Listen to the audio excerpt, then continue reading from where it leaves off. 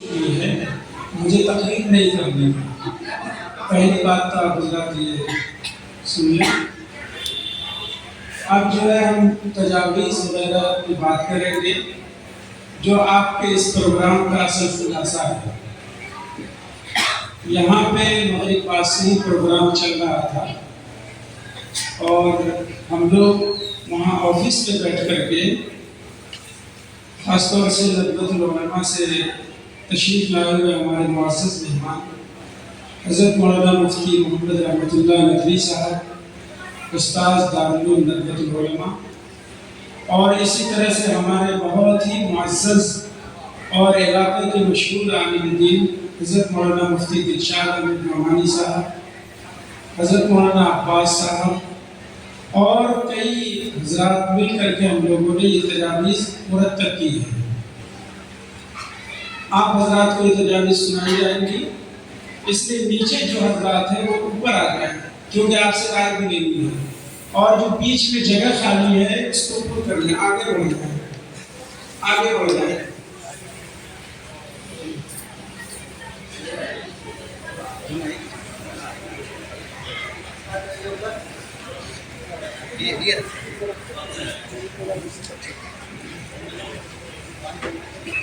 آگے آ جائیں، اوپر آ جائیں.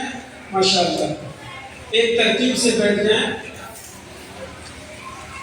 آگے آ جائیں. جو کرسیاں ہیں نیچے ان کو چھوڑ دیں، اوپر آ جائیں.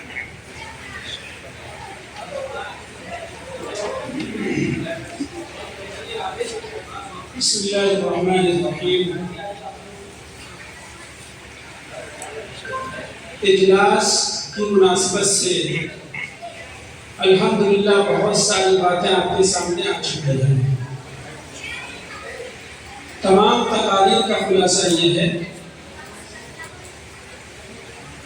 کہ ہم کو اور آپ کو ناموس رسالت پر مر مٹنے کے لیے تیار ہو جانا چاہیے. جو غفلت ہوئی ہو چکی، اب غفلت نہیں ہونی چاہیے. آپ حضرات جانتے ہیں کہ آئے دن ہمارے ملک عزیز میں ایسی شخصیت کے خلاف کہ زمین و آسمان میں ویسا معصوم شخص نہ کبھی دیکھا اور نہ آئندہ دیکھے گا. ایسا معصوم شخص جس نے ہندوؤں کی عزت کا خیال رکھا، مشرکوں کی عزت کا خیال رکھا، جس نے یہودیوں کی عزت کا خیال رکھا، جس نے عیسائیوں کی عزت کا خیال رکھا، جس نے تمام مذاہب کا خیال رکھا، اس کو ایسے لوگ برا بھلا کہتے ہیں. آپ بتائیے کہ کتنے افسوس کی بات ہے.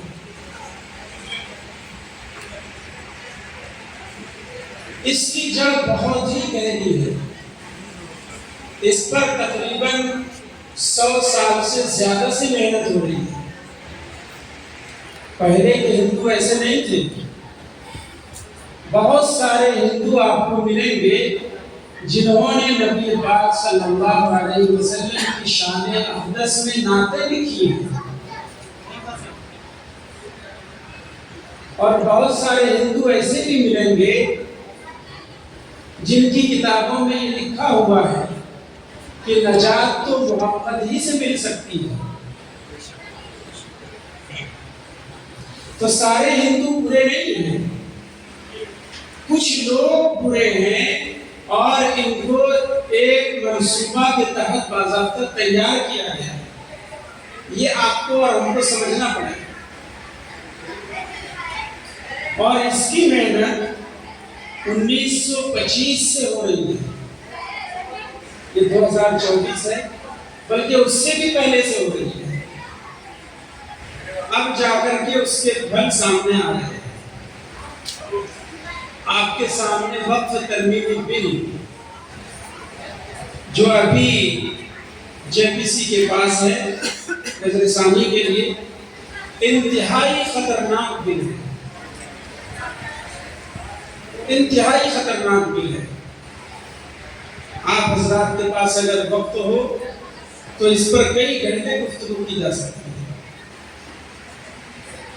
2 جملوں میں یہ سمجھیے کہ آپ کے قبرستان کو، آپ کی مسجدوں کو، آپ کے مدارس کو، آپ کی کھیل گاہوں کو ہڑپنے کی سرکار کی طرف سے پوری تیاری ہو چکی ہے۔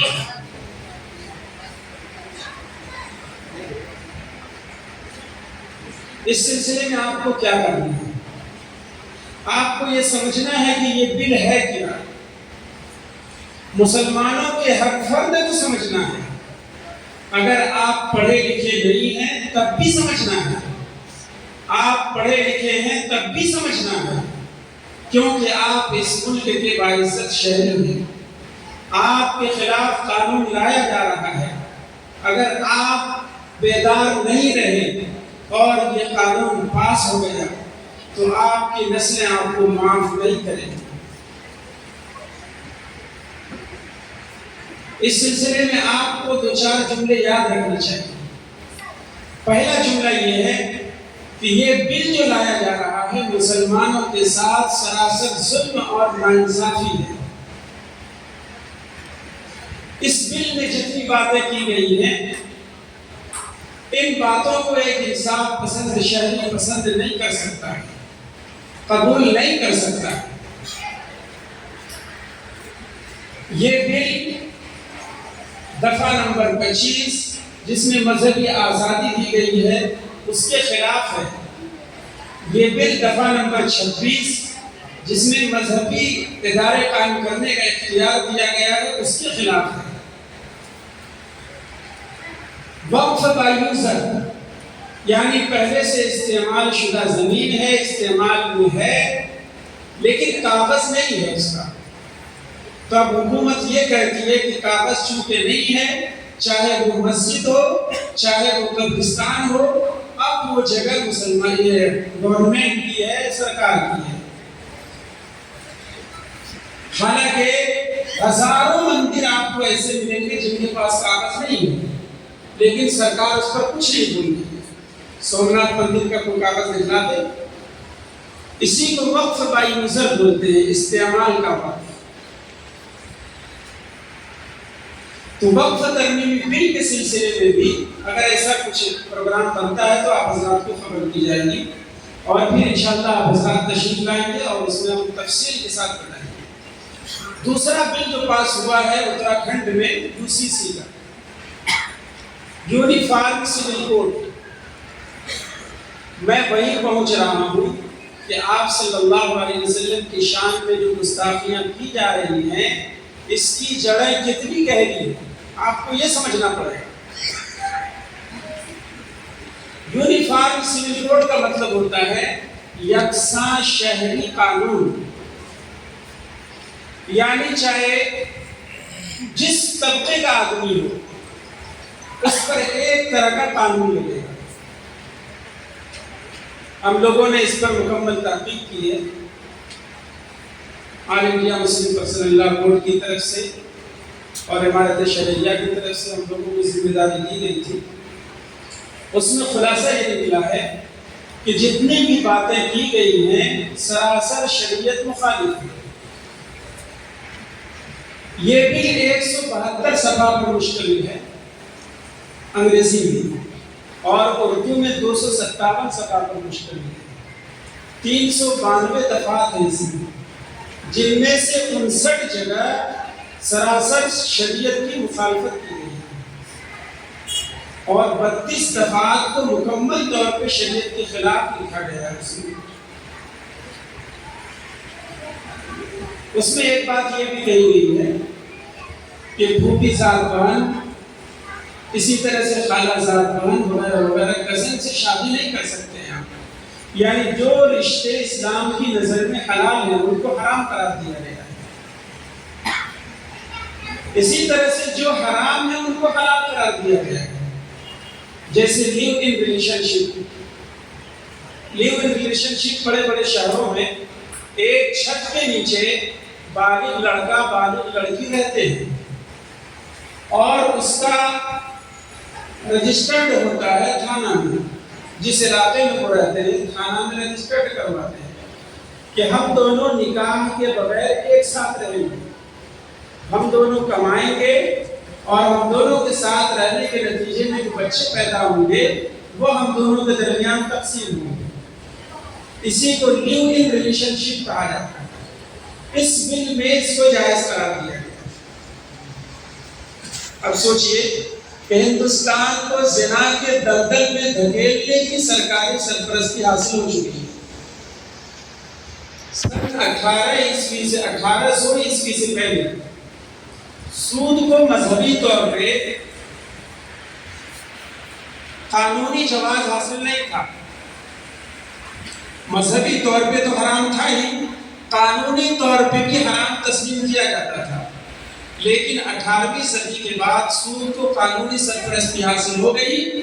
اس کے بعد سے اب سرکار کی سرپرستی میں خوب سودی لین دین ہو رہا ہے۔ اب تو مسلمان کے ہر گھر میں سودی کاروبار ہونے لگا۔ ہمارے ڈومریا کی جیسی رپورٹ ہے اور آس پاس کے گھر میں۔ تو اس بل میں جو کہا گیا ہے بہت ہی خطرناک بل ہے۔ اس کی خطرناکی کو وہی سمجھ سکتا ہے جو اس بل کا مطالعہ کرے گا۔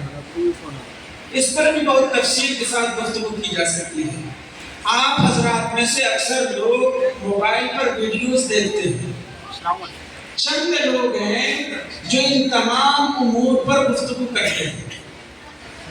خاص طور سے ایک صاحب ہیں پشپیندر نام کے، وقف کے خلاف، اسی طرح سے یکساں سول کوڈ کی حمایت میں، اس طرح کے جتنے بھی مسئلے ہیں جو اسلام مخالف ہیں ان پر وہ خود تقریریں کرتے ہیں۔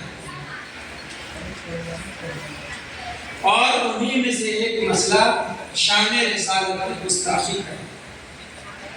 یہ جتنے لوگ ہیں اسلام کے دشمن ہیں، ہمارے آپ کے دشمن بعد میں ہیں، اصلاً وہ اسلام کے دشمن ہیں۔ وہ کھلے عام کہتے ہیں کہ ہم اسلام کے دشمن ہیں، تو اسلام سے متعلق جتنی بھی باتیں ہیں وہ سب کے دشمن ہیں۔ اس لیے ہم لوگوں کو ہوشیار ہونا چاہیے اور اس سلسلے میں بیدار رہنا چاہیے، ورنہ آئندہ نسل ہم کو اور آپ کو معاف نہیں کرے گی۔ اب کام کی بات کرتے ہیں، جو کام ہم سب کو کرنا ہے۔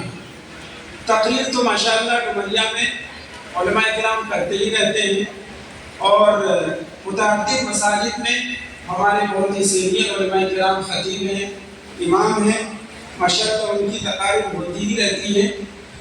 ان کے ذریعہ سے آپ حضرات کو معلومات ملتی ہی ہوں گی۔ لیکن اب جو کام کرنا ہے اصل میں وہی اس جلسے کا خلاصہ ہے۔ اگر آپ گھر جا کر کے ان باتوں پر عمل کریں گے تو سمجھیے کہ جلسہ کامیاب ہے۔ جلسے میں میرے خیال میں مہچندہ، مرزاپور، سنار پٹی، پٹوا اور ڈومریا اتنے علاقے کے لوگ ہیں ماشاءاللہ۔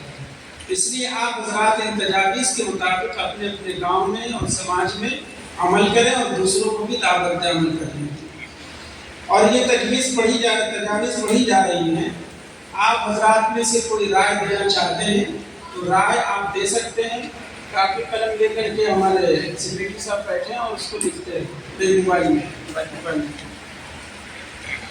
تجویز نمبر 1 ہے، ہم اس کو لکھنا ہے۔ مسلمان مرد و عورت عام طور پر اور نئی نسل خاص طور پر سیرت رسول صلی اللہ علیہ وسلم کی بنیادی باتوں سے ناواقف نظر آتی ہیں۔ اس پس منظر میں اس کی ضرورت محسوس کی جا رہی ہے کہ محلہ وار سیرت رسول کا ہفتہ منائیں، یعنی ایک ہفتے تک سیرت پر گفتگو ہو۔ ہر محلے میں عورتوں کی مجلسیں الگ لگیں، مردوں کی مجلسیں الگ لگیں۔ جو پڑھنے والا ہے سیرت کی کتاب لے کر کے پڑھے، اللہ کے رسول صلی اللہ علیہ وسلم کی زندگی کو پڑھ کر کے سنائیں۔ ہم لوگوں کی جو صورتحال ہے ابھی ایک مثال سے آپ کو سمجھ میں آ جائے گی۔ آپ حضرات میں سے بتائیں کہ یہ غزوہ بدر کب ہوا؟ کوئی بھی بتا سکتے ہیں، آگے سے، ادھر سے نہیں، علماء کرام سے نہیں پوچھ رہا۔ آپ میں سے بتائیں کہ غزوہ بدر کب ہوا، کس سن میں ہوا؟ تو آپ کو اعتراف ہے کہ سیرت پر آپ کا کوئی مطالعہ نہیں. آپ کے جو پیغمبر ہیں، ہمارے جو پیغمبر ہیں، ان کے بارے میں ہم کو کوئی معلومات نہیں ہے. اب انشاءاللہ ہم لوگ یہ معلومات حاصل کریں گے. بولیے انشاءاللہ. انشاءاللہ. تو جو حضرات پڑھنا لکھنا جانتے ہیں وہ اللہ کے رسول صلی اللہ علیہ وسلم کے بارے میں سیرت کی کوئی معتبر کتاب، ایک دو کا نام لے رہا ہوں میں. علامہ سید سلیمان ندوی رحمۃ اللہ علیہ کی ایک کتاب ہے رحمت عالم، بہت آسان زبان میں ہے اور بہت اچھی کتاب ہے. بہت پتلی بھی ہے، کوئی موٹی نہیں ہے. میرے خیال میں 30-40 صفحات کی ہو. 30-40 چھوٹے سائز میں ہے تو زیادہ صفحات ہوں گے، اس کو بھی پڑھ سکتے ہیں آپ. ایک کتاب ہے حضرت مولانا مفتی شفیع عثمانی صاحب رحمۃ اللہ علیہ، سیرت خاتم الانبیاء. یہ کتاب بھی بہت اہم ہے، بنیادی معلومات اس کتاب میں بھی بہت ہے. اس لیے دونوں کتابوں میں سے کسی ایک کتاب کو آپ اپنے مطالعے میں رکھیں. اگر آپ پڑھنا نہیں جانتے ہیں تو اپنے بیٹے سے کہیے، یا محلے میں جو عالم ہے یا امام صاحب ہیں ان سے کہیے، وہ آپ کو بتائیں، پڑھ کر کے سنائیں. تو پہلی تجویز یہ ہے کہ سیرت رسول کا ہفتہ منائیں. ایک ہفتہ تک صرف تعلیم سیرت پر ہو.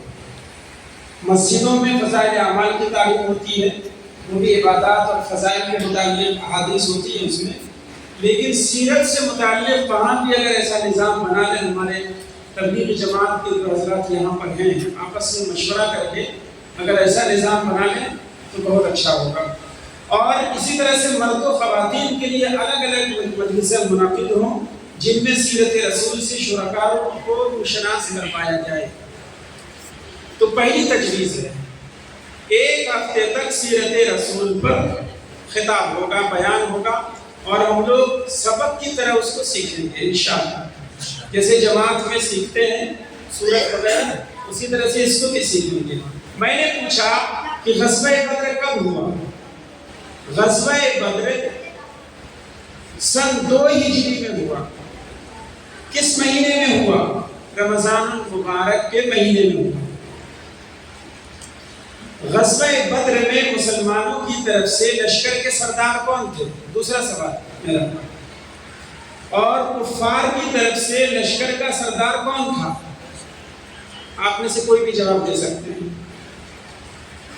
مسلمانوں کی طرف سے لشکر کا سردار کون تھے اور کفار کی طرف سے لشکر کا سردار کون تھا؟ ظاہر سی بات ہے مسلمانوں کی طرف سے اللہ کے رسول سیدنا حبیبنا محمد صلی اللہ علیہ وسلم تھے، اور کفار کی طرف سے کون تھا؟ ابو جہل تھا. کفار کی طرف سے کون تھا؟ ابو جہل تھا. دوسری تجویز یہ ہے تمام مسلمان سیرت رسول اکرم صلی اللہ علیہ وسلم کا خود مطالعہ کریں یا جاننے والے سے پڑھوا کر سنیں، اور اپنے گھروں میں بچوں کے درمیان سیرت طیبہ کے مذاکرے کا اہتمام کریں. اپنے بچوں کو بھی سکھائیں. صحابہ کرام رضوان اللہ علیہ اجمعین اپنے بچوں کے درمیان غزوات کا مذاکرہ کرتے تھے. جو جنگیں ہوئی تھی کب ہوئی، کیسے ہوئی، یہ ساری تفصیلات اپنے بچوں کو بتاتے تھے. اسی طرح سے اللہ کے رسول صلی اللہ علیہ وسلم کے بال کیسے تھے، سر کے بال کیسے تھے، جسم کیسا تھا، چہرہ انور کیسا تھا، گفتگو کیسے کرتے تھے، یہ ساری باتیں صحابہ کرام اپنی اولاد کو بتاتے تھے. تو آپ کی اور ہماری ذمہ داری بھی ہے ہمارے چھوٹے چھوٹے بچے جو ہیں ان کو ہم سیرت رسول سے واقف کرائیں. تیسری تجویز یہ ہے سیرت رسول صلی اللہ علیہ وسلم کا مطالعہ یا مذاکرہ عمل کے جذبے سے ہو تاکہ ہماری زندگی سیرت و سنت کے مطابق گزر سکے. تیسری تجویز ہے جس کی متعدد مثالیں حضرت مولانا مفتی رحمۃ اللہ صاحب نے حضرت عبداللہ بن عمر رضی اللہ عنہ کی احادیث، حضرت حذیفہ بن الیمان رضی اللہ عنہ کے عمل سے انہوں نے مثال دے کے آپ کو سمجھایا ہے. آپ صلی اللہ علیہ وسلم کیسے چلتے تھے، آپ صلی اللہ علیہ وسلم کھانا کیسے کھاتے تھے؟ ماشاءاللہ تبلیغی جماعت میں یہ ساری باتیں سکھائی جاتی ہیں، آداب طعام، آداب نوم، یہ سارے باب ہیں اور سکھائے جاتے ہیں۔ اس سیرت کا جو مطالعہ ہم کریں یا پڑھیں تو عمل کے جذبے سے، محبت میں ڈوب کر کے ہم جب دنیا میں آنکھ بند کر لیں گے اور جب قبر میں ہم جا کر کے لیٹ جائیں گے تو اس وقت اللہ کے رسول صلی اللہ علیہ وسلم کے بارے میں ہم سے پوچھا جائے گا کہ یہ کون ہے؟ اس وقت یہ جو دنیا کے لوگ ہیں کوئی وہاں نظر نہیں آئیں گے آپ کو۔ اگر دنیا میں آپ ان سے محبت کرتے تھے تو انشاءاللہ الرحمن قبر میں آپ بہترین جواب دیں گے۔ اور محبت کا تقاضا یہ ہے کہ جب اللہ کے رسول کا نام آئے تو آپ بیوی کو بھول جائیں، آپ بیٹا کو بھول جائیں، آپ بیٹی کو بھول جائیں، آپ سب کو بھول کر کے اللہ کے رسول صلی اللہ علیہ وسلم کی محبت میں قربان ہونے کے لیے تیار ہو جائیں۔ یہ محبت ہے، یہ محبت ہے۔ اور یہ جلسہ گاہ گواہ ہے کہ آپ جتنے حضرات یہاں تشریف لائے ہیں اللہ کے رسول صلی اللہ علیہ وسلم کی محبت ہی میں آئے ہیں، اور آپ کا کوئی دنیاوی مفاد وابستہ نہیں ہے اس سے، صرف محبت رسول میں آئے ہیں۔ ہم سب علماء آپ حضرات کے سلسلے میں گواہی دیتے ہیں کہ آپ کے دلوں میں محبت رسول موجود ہے، اور اس میں صرف تھوڑی سی تیزی لانے کی ضرورت ہے۔ ہمارے یہاں الحمدللہ اس سال جو ہے 23 حضرات حج کے لیے تشریف لے گئے تھے گمریا گاؤں سے۔ یہ بڑے اعزاز کی بات ہے، اور عجیب اتفاق ہے کہ پورے منگیر ضلع سے 24 حضرات حج کے لیے گئے تھے اس سال، اور الحمدللہ ہمارے گاؤں سے، صرف ہمارے گاؤں سے 23 حضرات گئے، اور قرآن بھی 23 سال میں نازل ہوا۔ یہ بات بھی ہے۔ نمبر 4، تجویز نمبر 4، محبت رسول صلی اللہ علیہ وسلم کو تمام رشتوں اور تقاضوں پر فوقیت دیں۔ تمام مسلمان محبت رسول صلی اللہ علیہ وسلم کی بنیاد پر اپنا مال، اپنی جان اور وقت قربان کرنے کے لیے ہر وقت تیار رہیں۔ اس میں کسی طرح کا تساہل ایمان کی کمزوری کی علامت ہے۔ آپ کو بلایا جا رہا ہے کہ FIR درج کروانی ہے یا تھانے میں میمورنڈم دینا ہے، آپ کو بلایا جا رہا ہے اور آپ کہہ رہے ہیں کہ ہم کو جو ہے فارغ میں کام ہے، ہم وہاں جا رہے ہیں۔ بھائی یہ کام آپ کے یہاں اہم ہوا، محبت رسول اہم نہیں ہوئی۔ اسی سے سمجھ میں آتا ہے کہ آپ جلسوں میں صرف تقریر سننے کے لیے آتے ہیں، عمل کرنے کے لیے نہیں آتے ہیں۔ عمل کرنے کا مطلب یہ ہوا کہ محبت رسول میں آپ ڈوب جائیں، محبت رسول میں آپ غرق ہو جائیں۔ ارے بھائی سب کچھ وہی ہیں آپ کے، اللہ کے بعد اگر سب سے بڑا محسن کوئی ہو سکتا ہے اللہ کے بعد تو اللہ کے رسول ہیں۔ خود اللہ تعالیٰ نے قرآن میں بیان فرمایا ہے لَقَدْ مَنَّ اللَّهُ عَلَى الْمُؤْمِنِينَ إِذْ بَعَثَ فِيهِمْ رَسُولًا مِّنْهُمْ، کہ اللہ نے مومنین پر احسان کیا رسول کو ان کے درمیان بھیج کر۔ کتنا بڑا احسان ہے یہ۔ تو یہ ہمارے محسن ہیں، ہم سب کچھ برداشت کریں گے لیکن اپنے نبی کے خلاف کچھ بھی برداشت نہیں کر سکتے ہیں، چاہے ہمیں اپنی اولاد کو قربان کرنا پڑے، اپنی جان کو قربان کرنا پڑے۔ اگر ہماری جان اس راستے میں قربان ہو جائے تو اس سے بڑی سرفرازی اور بلندی کی بات اور کیا ہوگی؟ کیا ہوگی؟ کہ جتنے علماء آپ کے سامنے بیٹھے ہوئے ہیں ان کی داڑھیاں پک گئی ہیں قول رسول کو رسول تک پہنچاتے۔ ایک ایک بچے کے کھانے کا انتظام کرتے ہیں مدرسے والے، اور در در کی ٹھوکریں کھاتے ہیں۔ آپ کے پاس 15 بار جاتے ہیں 500 روپیہ لینے کے لیے، تب آپ دیتے ہیں۔ یہی محبت رسول ہے۔ محبت رسول کا تقاضا یہ ہے کہ رسول کی کتاب کی تعلیم ہو رہی ہے یہاں پہ، اللہ کی کتاب کی تعلیم ہو رہی ہے یہاں پہ، آپ خود چل کر کے آئیے اور خود رسید کٹوائیے، خود پیسہ دیجیے۔ ہمارے مدرسے کے استاد جن کو یہاں پڑھانا تھا آپ کے در کا چکر کاٹ رہے ہیں۔ ڈومریا میں تو کم سے کم یہ بات نہیں ہونی چاہیے۔ ہر شخص کو اپنے لیے ضروری سمجھنا چاہیے کہ چاہے ہمارا یہ مدرسہ ہو چاہے وہ مدرسہ ہو، زکوٰۃ کی رقم آپ کے پاس ہے تو آپ خود لا کر کے پہنچائیں۔ کم سے کم ہمارا مزاج تو یہ ہونا ہی چاہیے، یہی محبت رسول ہے۔ تو یہ چوتھی تجویز تھی۔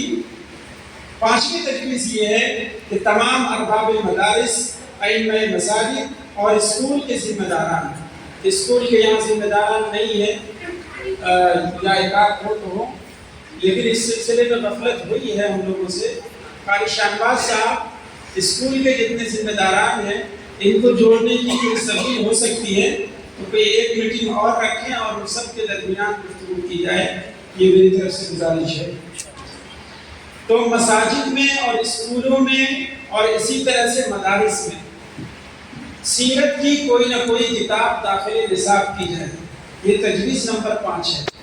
جتنے محتمم صاحب یہاں پر تشریف رکھتے ہیں ہاتھ اٹھا کر کے آپ اس تجویز کی تائید کریں کہ انشاءاللہ ہم جو ہے اپنے مدرسے میں سیرت رسول پر کوئی نہ کوئی کتاب داخل کریں گے انشاءاللہ۔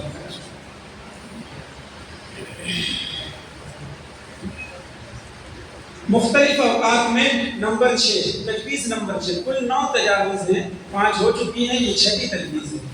تجویز نمبر 6، مختلف اوقات میں کچھ شرپسند عناصر ہمارے رسول صلی اللہ علیہ وسلم کے بارے میں بدزبانی اور ان کی شان میں گستاخی کرتے رہے ہیں، جس کا سلسلہ اب بھی جاری ہے، بلکہ پہلے سے زیادہ ہو گیا ہے۔ ایسے لوگوں پر لگام لگانے کے لیے حکمت عملی کے ساتھ دینی حمیت کا ثبوت دینا چاہیے اور حکومت سے قانونی کارروائی کرنے کا پرزور مطالبہ کرنا چاہیے۔ یہ ہمارا دینی و ایمانی اور ملی فریضہ ہے، اس میں کسی قسم کی کوتاہی یا خاموشی جرم ہے۔ ہمارے یہاں وقف بل کے سلسلے میں جب ہم نے غور کرنا شروع کیا کہ آخر حکومت اتنا پریشان کیوں ہے، حالانکہ ہمارے یہاں سکھ مذہب کے لوگ رہتے ہیں، عیسائی مذہب کے لوگ ہیں، تو سکھوں کا